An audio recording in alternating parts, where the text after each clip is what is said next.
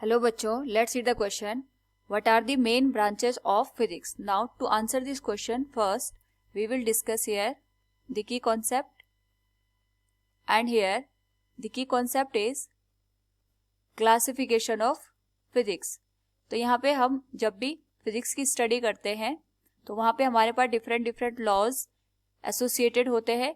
तो उन लॉज को अगर हम यहाँ पे क्लासिफाई करें तो उसी के बेसिस पे हमारे पास यहाँ पे डिफरेंट ब्रांचेस निकल के आती है. तो बेसिकली अगर हम बात करें ब्रांचेस ऑफ फिजिक्स की, तो हमारे पास यहाँ पे जो क्लासिफिकेशन होता है पहले हम उसकी बात करते हैं, इसी के बाद डिफरेंट ब्रांचेस के बारे में हम स्टडी करेंगे.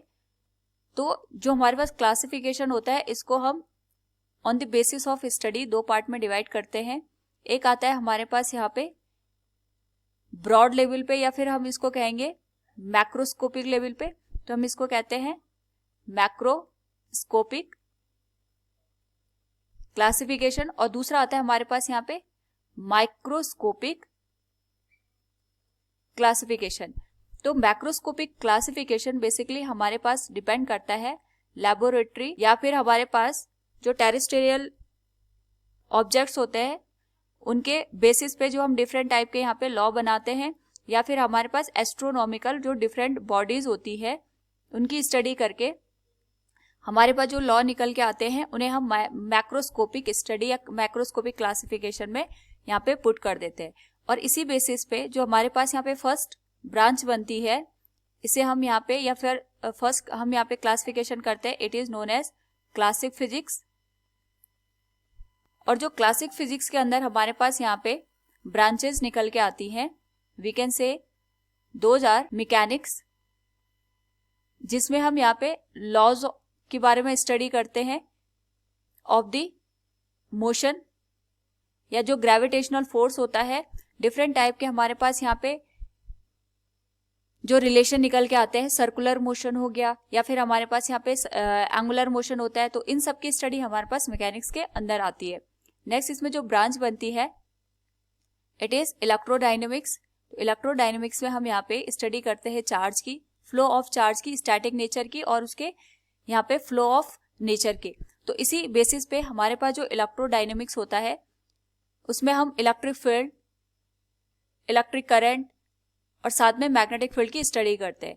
नेक्स्ट जो हमारे पास पार्ट बनता है दैट इज ऑप्टिक्स. और ऑप्टिक्स में हम यहाँ पे लाइट के बारे में और लाइट के डिफरेंट जो फिनोमिना होता है, वेव नेचर और उसका जो हमारे पास यहाँ पे रे नेचर होता है उसकी स्टडी करते हैं. लास्ट हमारे पास जो ब्रांच हमने यहाँ पे कैटेगराइज की है दैट इज थर्मोडायनेमिक्स. तो थर्मोडायनेमिक्स में we study about the heat का ट्रांसफर किस तरीके से होता है, किस तरीके से हीट और वर्क का हमारे पास यहाँ पे रिलेशन निकल के आता है. This study is known as thermodynamics. इसी तरीके से अगर हम बात करें यहाँ पे माइक्रोस्कोपिक की, तो माइक्रोस्कोपिक में हम यहाँ पे स्टडी करते हैं कि जो हमारे पास स्टेट ऑफ मैटर है या फिर हमारे पास जो मैटर बना है उसके जो कॉन्स्टिट्यूएंट्स है वो किस तरीके का वहां पे हमारे पास फॉर्म हो रहा है, किस तरीके से वो हमारे पास यहाँ पे एनर्जी को रेडिएट करते हैं different electrons by the moving from one orbit to another orbit. And जो हमारे पास ड्यूअल नेचर ऑफ मैटर होता है जिसमें हम डी ब्रॉगली वेवलेंथ के बारे में पढ़ते हैं, ये सारा हमारे पास माइक्रोस्कोपिक लेवल की स्टडी होती है. इसमें हम बेसिकली अगर इसको कैटेगराइज करना चाहे तो इसको हम यहाँ पे मॉडर्न फिजिक्स का पार्ट मानते हैं.